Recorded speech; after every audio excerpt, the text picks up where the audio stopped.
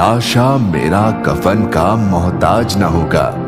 मैं यूं लिपट के तिरंगे में आऊंगा देखना। कल तुम करोगे नाज मेरी कुर्बानी पर, रुतबा शहीद का मैं पाऊंगा देखना। रोकर ना करो विदा, फर्ज निभाने दो, मुस्कुरा कर दो रजा, आज जाने दो।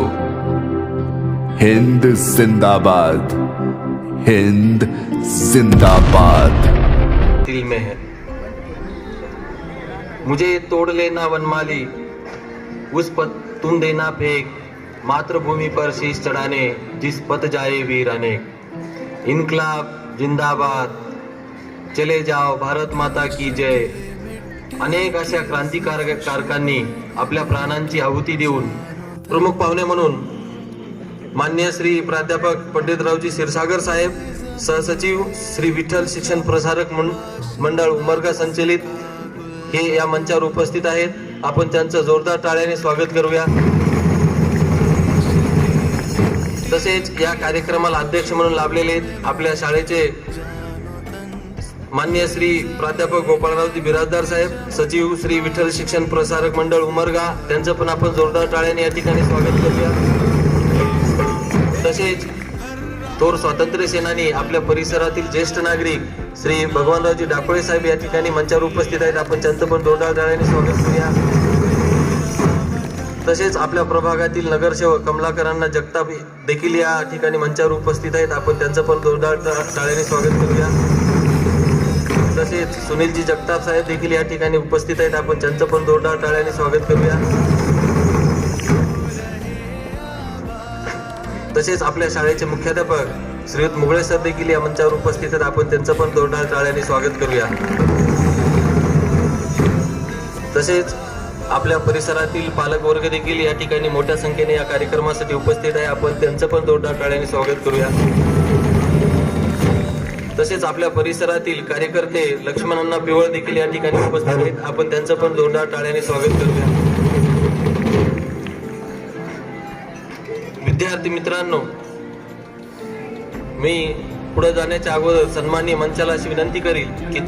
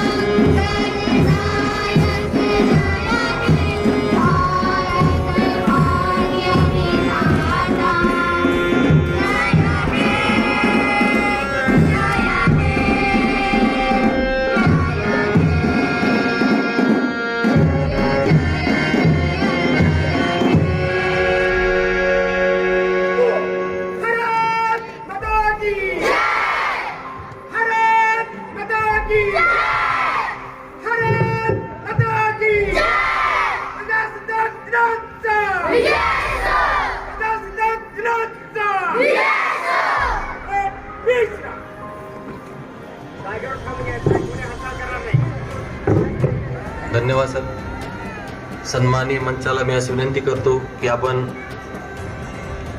या ठिकाणी ध्वजारोहण सोहळा आपण संपन्न केला.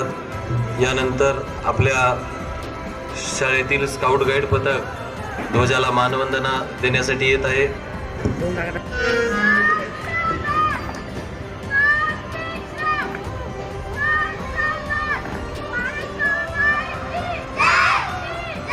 ध्वज आसमान तक फडकत राहावा. नीला गगनचा प्यारा ध्वज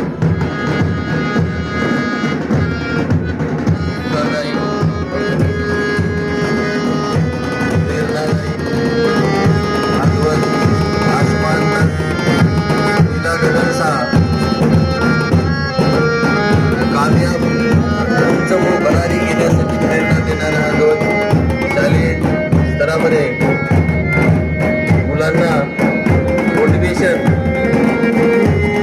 पुढे जाण्यासाठी प्रेरणा देणारा शिस्तबद्ध लयबद्ध संचलनासाठी प्रसिद्ध असलेले स्काउट गाईड पथक विशाल मुले आणि प्रिया कुमारी भगत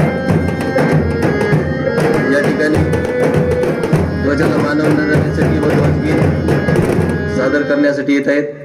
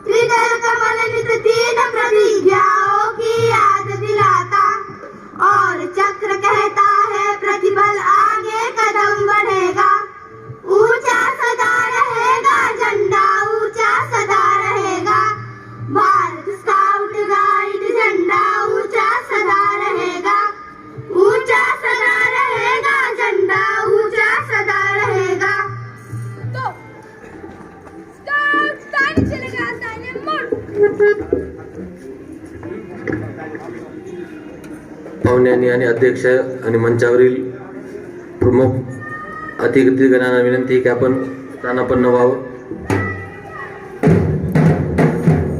विद्यार्थी मित्रांनो,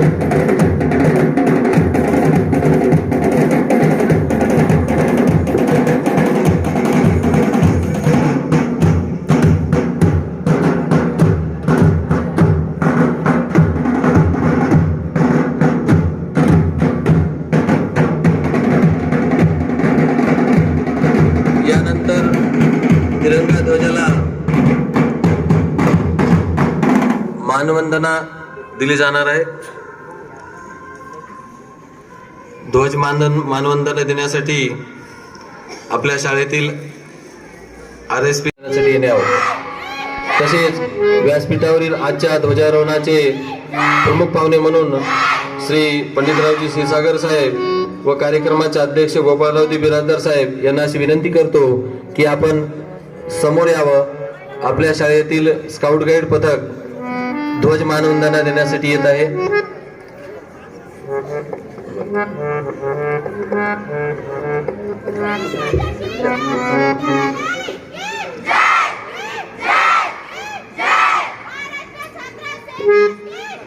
आपल्या समोर ध्वज मानवंदना देण्यासाठी येत आहे स्काउट गाईड आणि बुलबुल पथक.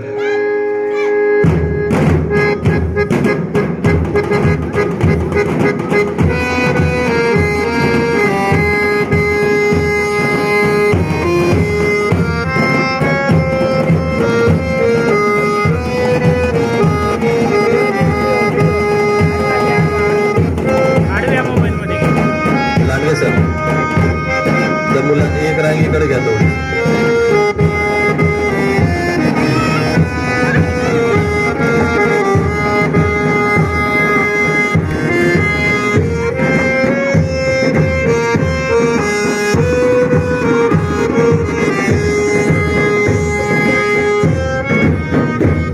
RSP कमांडर रमेश सुरेश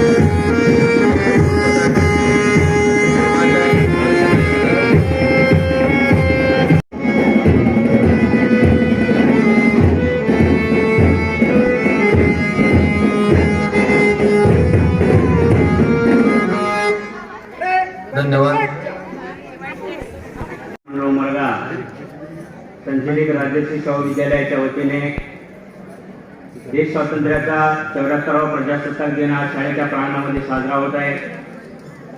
या कार्यक्रमासाठी उपस्थित प्रमुख पाहुणे आदरणीय प्राध्यापक डॉक्टर पंडितरावजी क्षीरसागर साहेब, सहसचिव श्री विठ्ठल शिक्षण प्रसार मंडळ उमरगा, तसेच या कार्यक्रमाचे अध्यक्ष आमच्या संस्थेचे सचिव आदरणीय आबा, या कार्यक्रमासाठी विशेष अतिथी म्हणून उपस्थित असलेले सन्माननीय ज्येष्ठ स्वातंत्र्य सेनानी डॉक्टर साहेब, कमलाकरांना जगताप, श्रीमान सुबे साहेब, दिलीपजी दाफळे, मुकुंदवाडीचे सर्व पालकवर्ग, सर्व शिक्षक, शिक्षकेतर कर्मचारी आणि विद्यार्थी मित्रांनो,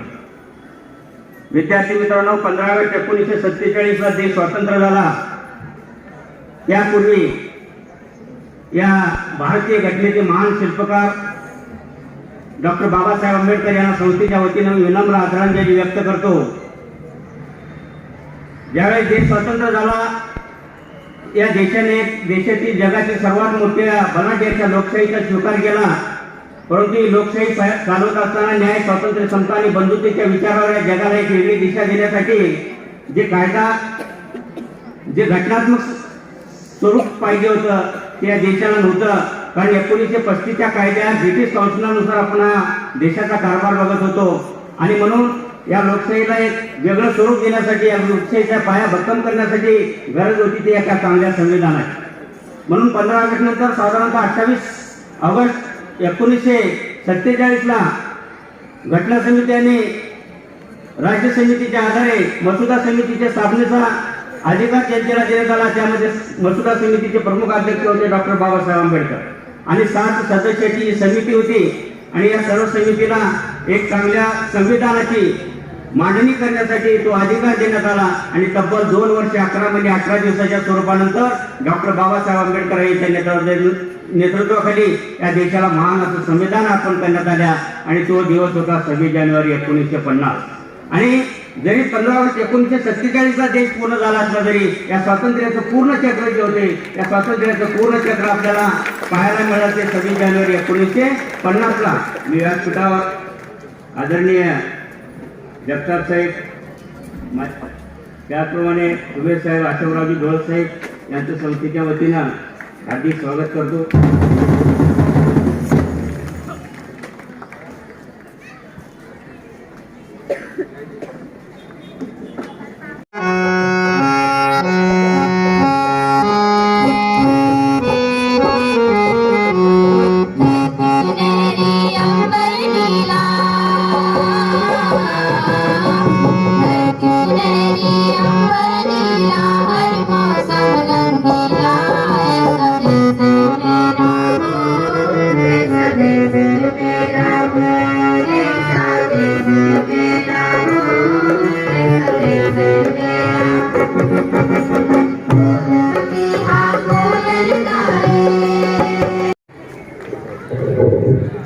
दोघांचं या ठिकाणी मी सन्मान्य व्यासपीठांना असं विनंती करतो की त्यांनी या ठिकाणी स्वागत करावं. चांगले काढ, जरा क्लोज कर रे.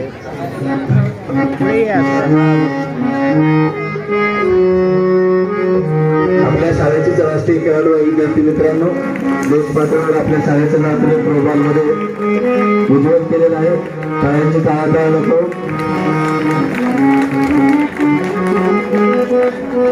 विशेष म्हणजे ही विद्यार्थिनी देवगिरी कॉलेजची, देवगिरी कॉलेजला शिक्षण घेते.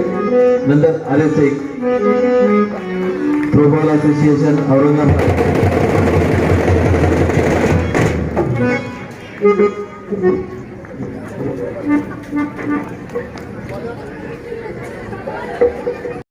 Identity and Republican is our country's identity.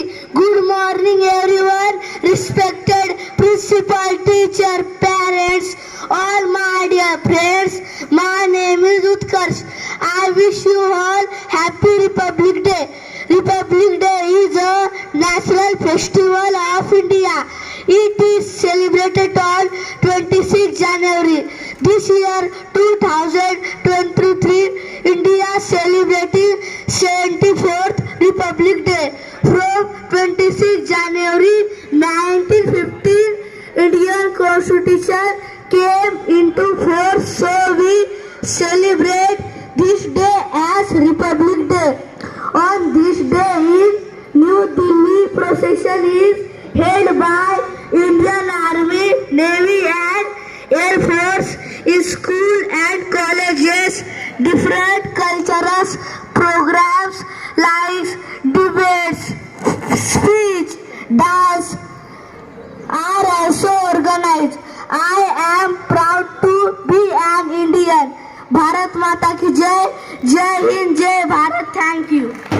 आज 26 जानेवारी अर्थात प्रजासत्ताक दिन, या प्रजासत्ताक दिनाच्या कार्यक्रमासाठी आदरणीय सन्माननीय व्यासपीठ से बड़ा धर्म है, जाति पाति से बड़ा धर्म है, धर्म ध्यान से बड़ा कर्म है, कर्म कांड से बड़ा मर्म है, मगर सबसे बड़ा यहाँ ये छोटा सा इंसान है।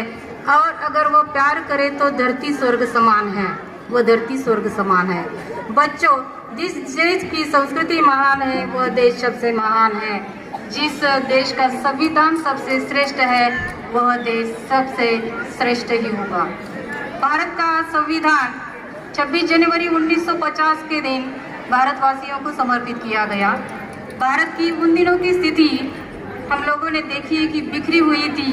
भारत देश आज़ाद हुआ और भारत देश को समेटने के लिए हमारे भारत के महान पुरुष स्त्री जैसे कि यहाँ पर विनोबा भावे जी, महात्मा गांधी, सावित्रीबाई फुले, महात्मा फुले, डॉक्टर बाबा साहेब अम्बेडकर, कितने अनेक नेताओं के नाम यहाँ गिनाए जा सकते हैं जिन्होंने भारत को बटोरने का काम किया है, इकट्ठा करने का काम किया है, भारत जोड़ने का काम किया है।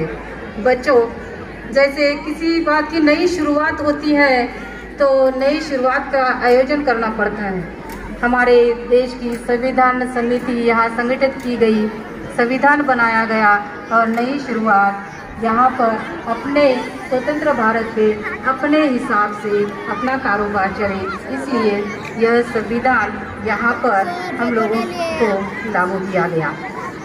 भारत के सामने, भारत देशवासियों के सामने नए नए सपने थे, नया भारत था। नई संस्कृति के साथ यहाँ पर हम लोग नए तरीके से हमारे देश की उन्नति करेंगे, इसके सपने संजाने लगे थे। किसी भी देश का संविधान देश की आर्थिक परिस्थिति, सामाजिक परिस्थिति, राजकीय परिस्थिति और भौगोलिक परिस्थिति, ये सारे घटक इनमें सम्मिलित होते हैं, सबका विचार किया जाता है। ऊपर से हमारा भारत देश अनेक जाति, पंथ, धर्म, अनेक समाज व्यवस्था यहाँ पर हम देखते हैं। इन सबको विविधता में, एकता में बांधना बड़ा कठिन काम था और इसको सभी ने यहाँ पर एक सूत्र में बांधने का मौलिक कार्य किया है। हम देखते हैं कि आज़ादी के बाद हमारे भारत ने तरक्की की है। आज भारत महासत्ताक सबसे श्रेष्ठ ऊंचाई के स्थान पर है। भारत देश ने ज्ञान, विज्ञान, धार्मिक, आर्थिक, सामाजिक, वैज्ञानिक सभी क्षेत्रों में उन्नति के मानो 4 चांद लगा दिए हैं। हमारे भारत के संस्कृति का इतिहास गवाह है। प्रभु रामचंद्र जी ने राज्य किया था, जहाँ समाज के सामाजिक नागरिकों के जैसा ही उन्होंने यहाँ पर न्याय देने का काम किया है। समाज के लिए सीता को त्यागा था। राजा हरिश्चंद्र जैसे राजाओं ने राज्य किया है, जिन्होंने सामान्य जनता को न्याय दिलाने के लिए राज्य तक को त्यागा था। ऐसे कई राजा, कई नेता, कई देशभक्त, अनेक, जितने हम गिनाएं उतने कम हैं। मगर हम लोग देख रहे हैं कि आज़ादी के बाद केवल संपूर्णतः कुशल है, हमेशा सुख के दिन होते नहीं, नई नई समस्याएं आती रहती है। उसी तरह हम लोग देख रहे हैं कि कई दिनों से हम लोग यहाँ पर कोरोना की बीमारियों से त्रस्त थे, सबने मिलकर हमने उसका सामना किया है। वैसे ही देश में बेरोजगारी, बेकारी हम लोग देख रहे हैं कि वो भी दिन पर दिन बढ़ती जा रही है। उन्नति मानव के लिए है, मगर मानव मानवता भूलता जा रहा है। नैतिक मूल्यों को फिर से पिरोने की आवश्यकता है। इस अवसर पर मैं जाते जाते आप सभी को इतना संदेश देना चाहती हूँ कि नए भारत के निर्माण में हम सबका योगदान होना चाहिए और निरंतर प्रयास करना चाहिए। नए निर्मिति के साथ साथ मानवीय मूल्यों को भी यहाँ पर अपनाने की आवश्यकता है। मुझे भारत के पूर्व प्रधानमंत्री अटल बिहारी वाजपेयी जी की कविता का यहाँ पर स्मरण होता है, जो मैं आप लोगों को सुनाना चाहती हूँ। निर्माणों के पावन युग में हम चरित्र निर्माण न भूले, निर्माणों के पावन युग में हम चरित्र निर्माण न भूले, स्वार्थ साधना की आंधी में वसुधा का कल्याण न भूले। शील विनय आदर्श श्रेष्ठता तार बिना झंकार नहीं है, शील विनय आदर्श श्रेष्ठता तार बिना झंकार नहीं है। शिक्षा क्या स्वर साध सकेगी यदि नैतिक आधार नहीं है। कीर्ति कौमुदी की गरिमा में संस्कृति का सम्मान न भूले, निर्माणों के पावन युग में हम चरित्र निर्माण न भूले, स्वार्थ साधना की आंधी में वसुधा का कल्याण न भूले, वसुधा का कल्याण न भूले। जय हिंद, जय भारत। फार छान मॅडम, आपण जाता जाता एक संदेश देऊन गेलात। त्यांचे मी सर्वप्रथम आभार मानतो। आजच्या या कार्यक्रमाचे अध्यक्ष आमचे मित्र, संस्थेचे सचिव प्राध्यापक गोपाळरावजी बिराजदार, सन्माननीय व्यासपीठ, माध्यमिक शाळेचे मुख्याध्यापक, प्राथमिक शाळेच्या मुख्याध्यापिका, शिक्षक, शिक्षकेतर कर्मचारी, सन्माननीय पालकवर्ग, माझे विद्यार्थी मित्र, पालकवर्ग, शिक्षकेतर कर्मचारी, माझे तुम्ही सर्वजण मित्र, विद्यार्थी मित्र आणि त्या विद्यार्थी मित्रांच्या सर्व मैत्रिणी, तुमच्या मैत्रिणी आहेत का नाही त्या इकडे बसलेल्या? अरे मैत्रिणी झाल्या का नाही तुम्हाला अजून? झाल्या। कसं गोड वाटतंय? चांगलं वाटतंय ना? ठीक आहे। आपण शाळेमध्ये येतो, आपल्याला गुरुजी लोक काही ना काही रोज शिकवतात आणि आपण वर्गात बोर होतो, काही जण झोपा मारतात, काही जण एकमेकाला गुदगुल्या करतात, काही जण हसत राहतात, काही जण सराची टिंगल करता की नाही? करता त्याला म्हणतात विद्यार्थी। जो गुरुजीची टिंगल करत नाही त्याला विद्यार्थी म्हणायचं नाही।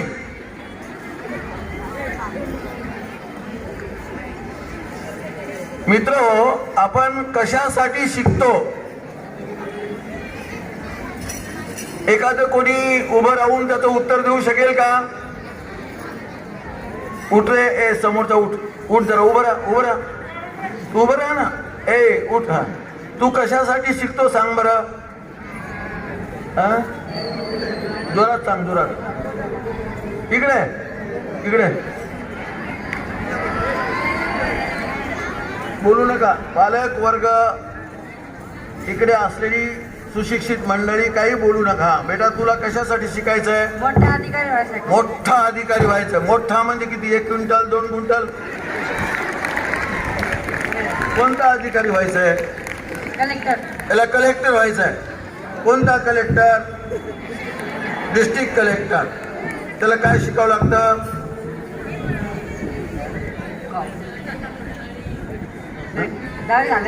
10वी झाल्यावर कळेल त्याला। त्याला कलेक्टर व्हायचं। एखादी मुलगी आहे का? मुलगी या इकडे, तिला पाठवा, एकीला इकडे पाठवा, एका मुलीला इकडे पाठवा।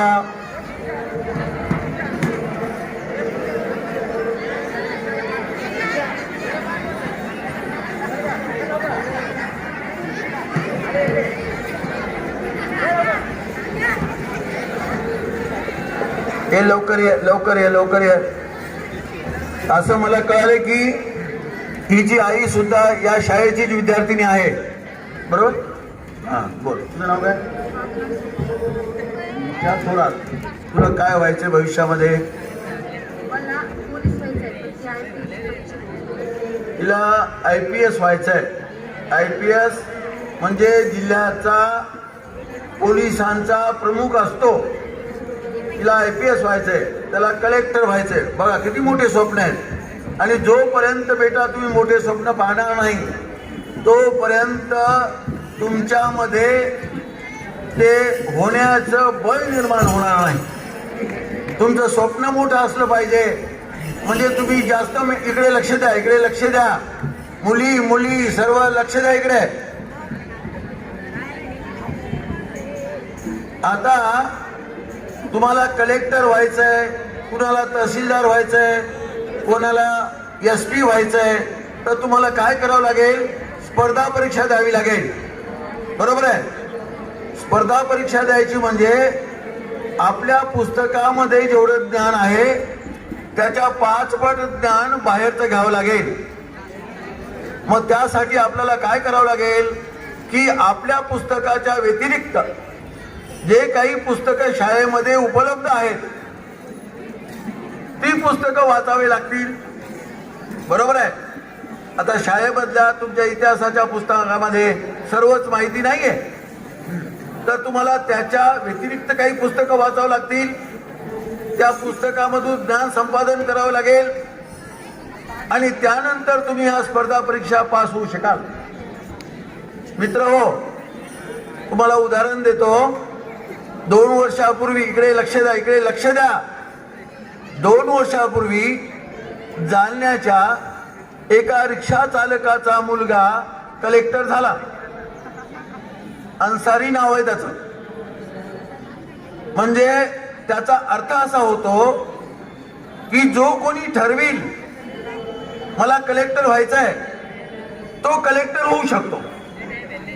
फक्त कोणी ठरवायचंय? तुमच्या शिक्षकांनी नाही ठरवायचं, तुमच्या वडिलांनी नाही ठरवायचं, तुमच्या आईने नाही ठरवायचं, तुम्ही ठरवायचं तुम्हाला काय व्हायचं ते. आणि ते होण्यासाठी तुमच्यामध्ये ज्ञानाची भूक निर्माण झाली पाहिजे. त्याच्यासाठी काय करावं लागेल आजच आपल्याला काळजी घ्यायला पाहिजे. आणि त्याप्रमाणे आपण जर करत गेलो तर त्या गोष्टी अवघड नाहीत. कोणीही कलेक्टर होऊ शकतं, कोणीही SP होऊ शकतं. मित्र हो, या वर्षीपासून एक आपण उपक्रम सादर करू. सर्व शिक्षकांना विनंती आहे. आता मी मुख्याध्यापकाशी बोललो आणि त्यांनी म्हणले काहीतरी इथे 29 का 31 शिक्षक आहेत.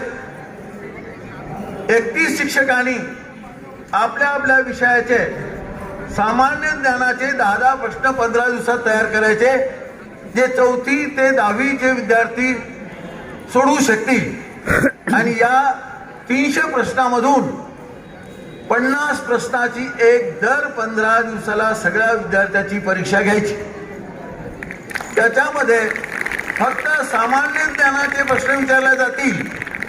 सामान्य ज्ञान म्हणजे काय? सामान्य ज्ञान म्हणजे बँकेत गेल्यावर कसे पैसे भरायचे. माझा पोरगा आज सॉफ्टवेअर इंजिनियर आहे, त्याला म्हणणं जाणं बँकेत जाऊन जरा DD काढणं. ते म्हणते DD कशाला म्हणायचं? म्हणजे सामान्य ज्ञान नाही, शिकून उपयोग नाही. आता आपण शिकून नोकरी लागणार नाही. मित्रांनो, तुम्हाला सांगतो की आपल्या देशाचे आदरणीय पंतप्रधान मोदी साहेबांनी लोकांना बोलवलं आणि त्यांना फक्त इंटरव्ह्यू घेतले. त्यांना विचारलं नाही तुम्ही किती शिकले ते. आणि त्यांच्या त्या इंटरव्ह्यूच्या मुलाखतीच्या ज्ञानामधून त्यांना डायरेक्ट IAS केलं.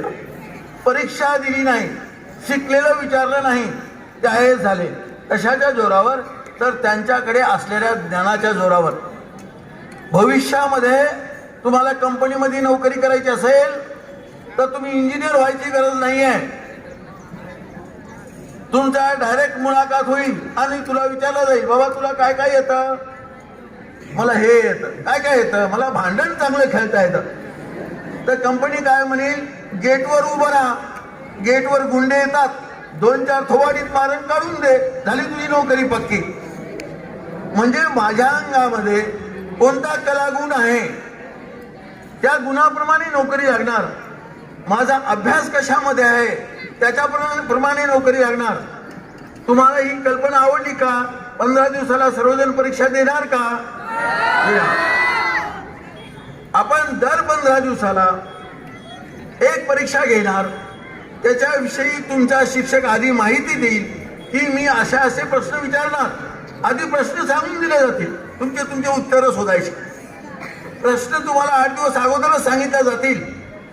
300 प्रश्न सांगून देतील, 300. त्याच्यातून 50 प्रश्नाचे उत्तर द्यायचे, त्याचे उत्तरही सांगितले जातील आधीच. ते फक्त लक्षात ठेवायचे. आणि जो विद्यार्थी वर्षाअखेर या परीक्षेमधून प्रथम क्रमांकावर असेल त्याला माझ्यातर्फे 5,000 रुपयाचं बक्षीस देण्यात येईल.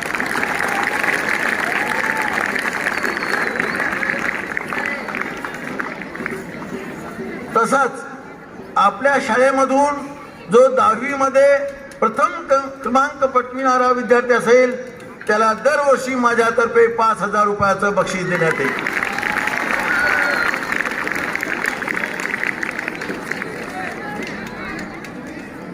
आता सर्वांनी एकच लक्षात ठेवायचंय की आपण जास्तीत जास्त वाचन करायचं आहे. आपण जास्तीत जास्त मोबाईलवर व्हॉट्सअप नाही बघायचा. आलं लक्षात? आणि जो वाचन करेल तोच पुढे वाचेल. आणि जो चालेल म्हणजे काय, जो व्यायाम करील, सुदृढ शरीर ठेवील, तोच पुढे वाचेल. म्हणजे 2 गोष्टी आपल्याला करायच्या. एक तर आपलं शरीर चांगलं राहिलं पाहिजे आणि आपलं डोकं चांगलं राहिलं पाहिजे. मग तुम्हाला कशाचीच गरज नाही. त्याच्यासाठी तुम्हाला सारखं वाचन करावं लागेल. आणि पालकांना सुद्धा विनंती आहे की त्यांनी वेगवेगळी छोटी छोटी पुस्तकं मुलांना आणून द्यावीत. छोटी छोटी पुस्तकं, एवढी पॉकेट बुक्स, त्याच्यामध्ये असं सुभाषचंद्र बोस, एक 20 पेजचं पुस्तक, शिवाजी महाराज 20 पेजचं पुस्तक, असे पालकांनी आणून द्यावेत. अनेक पालकांना मी बघितलेलं आहे की त्यांचा मुलगा कोणत्या वर्गात आहे त्यांना सांगता येत नाही. आणि ते म्हणतात शाळेमध्ये आजकाल मास्तर शिकवतच नाही. पहिली गोष्ट, तुमचा मुलगा कोणत्या वर्गात आहे. माझ्या एका मित्रांनी त्याचा मुलगा 6वीत गेल्यावर त्याच्या 5वीचे पुस्तक आणली त्याला विकत. बघा म्हणजे पालकाचं किती लक्ष आहे. त्यांना मुलगाच माहित नाही आपला कोणत्या वर्गात आहे ते. 11वी 12वीला शिकवत असताना अनेक पालक माझ्याकडे तक्रार घेऊन यायचे आणि म्हणायचे कॉलेजमध्ये कोणी शिकवतच नाही हो. म्हणलं कितीदा तुम्ही कॉलेजला आले, पालक म्हणून कोणत्या शिक्षकाला भेटले. नाही म्हणे वेळच मिळत नाही. मग तुम्हाला वेळ मिळत नाही तर शिक्षकांना कुठं वेळ आहे. पालक म्हणून एक जबाबदारी आहे नागरिक घडवायची. आणि जे पालक आपल्या मुलासाठी रात्रीचे 2 तास देऊ शकतात, भले ती अडाणी आई असो, तिनं समोर बसवायचं, त्याला विचारायचं आज दिवसभर काय शिकवलं, त्याचा अभ्यास झाला की नाही विचारायचं. अडाणी आईला सुद्धा सर्व कळत असतं. हे चुकीचं आहे की मला काही त्याच्यातलं कळत नाही. हे आपण आपल्या सुटका करून घेतोय आणि मग आपण म्हणतो माझं पोरग शिकतच नाही हो. तुम्ही काय करता, तुम्ही दुसऱ्याला दोष देऊ नका, शिक्षकांना दोष देऊ नका. तुमच्या मुलाला काही येत नसेल, तुम्ही त्या मुलाला घेऊन शिक्षकाला भेटा, याच्या काय अडचणी तुमच्या समोर विचारा. आणि शिक्षकांनी दूर नाही केल्या तर आमच्याकडे तक्रार करा, आम्ही त्या शिक्षकाला काय शिक्षा द्यायची ती देऊ. तुमची जबाबदारी आहे. तुमचा मुलगा घडवताना तुमची जबाबदारी आहे. आपण काय करतो, आपले 2 तास घालवण्यापेक्षा आपण विचार करतो की त्या 2 तासामध्ये आपण बाहेर पैसे कमवू, पण 2 तास आपल्या मुलासाठी द्यायला वेळ नाही. आई सुद्धा व्हॉट्सअपवर आहे, बाबा सुद्धा व्हॉट्सअपवर आहे आणि पोरगा मात्र कलेक्टर झाला पाहिजे. होणार नाही. कलेक्टर काय, तलाठी सुद्धा होणार नाही. शिक्षक काही करू शकत नसतो. शिक्षक एक मार्गदर्शक असतो. असं कर बेटा, पण त्याची सगळ्या गोष्टी अंमलात आणण्याची जबाबदारी त्याच्या पहिले आईवर जाते आणि त्याच्यानंतर वडिलावर जाते. आपण वडील, आपण आई, आपण आपल्या मुलासमोर काय आदर्श ठेवतो तोच आदर्श तो पुढे ठेवतो. मी माझ्या आईला चांगली वागणूक देत नसेल तर हा मुलगा, माझा मुलगा मला चांगली वागणूक देणार नाही. मुलामध्ये प्रेमभाव निर्माण करा. सासू सासऱ्यांना चांगलं वागवा, आई वडिलांना चांगलं वागवा. ही पिढी तुम्हाला चांगलं वागवेल, नाहीतर तेच उदाहरण ठेवून ते तुम्हाला सुद्धा हाकलून देणार आहेत. तर हे करण्यासाठी तुम्हाला पालकांना कष्ट घ्यावं लागतील आणि तिथे कष्ट घेण्याची क्षमता ठेवा. तुम्ही सगळे सुविद्य आहेत, शिकलेले आहेत. आपल्याला सगळ्यांना मिळून आपापला मुलगा घडवायचा आहे, आपली मुलगी घडवायची आहे. तर आपल्याला कष्ट करणे गरजेचं आहे. आपल्या सर्व प्रायोरिटीज बाजूला ठेवून आपण आपल्या मुलामध्ये मुलीमध्ये दंग झालो पाहिजे, तरच आपले मुलं घडणार आहेत. एवढे 2 शब्द बोलून मी माझे भाषण संपवितो. जय महाराष्ट्र, जय भारत. अर्थातच प्रजासत्ताक दिन या निमित्ताने आपण सर्वजण या ठिकाणी जमलेलो आहोत. आपल्या आजच्या या कार्यक्रमाचे अध्यक्ष माननीय श्री गोपाळरावजी बिराजदार सर कार्यक्रमास उपस्थित राहिले, त्याबद्दल मी सरांचे शाळेच्या व संस्थेच्या वतीने आभार व्यक्त करते. तसेच आजच्या कार्यक्रमाचे आपले प्रमुख पाहुणे पंडितरावजी क्षीरसागर साहेब तसेच लक्ष्मणांना पिवळा साहेब कार्यक्रमास उपस्थित राहिले, त्याबद्दल मी त्यांचे शाळेच्या व संस्थेच्या वतीने आभार व्यक्त करते. आपल्या शाळेचे मुख्याध्यापक मुगळे सर आणि प्राथमिक विभागाच्या मुख्याध्यापिका चव्हाण मॅडम यांचेसुद्धा मी कार्यक्रमास उपस्थित राहिल्याबद्दल शाळेच्या व संस्थेच्या वतीने आभार व्यक्त करते. तसेच जो उपस्थित पालक वर्ग आहे, खूप मोठ्या संख्येने आपल्या कार्यक्रमासाठी उपस्थित राहिलात, त्याबद्दल त्यांची शाळेच्या व संस्थेच्या वतीने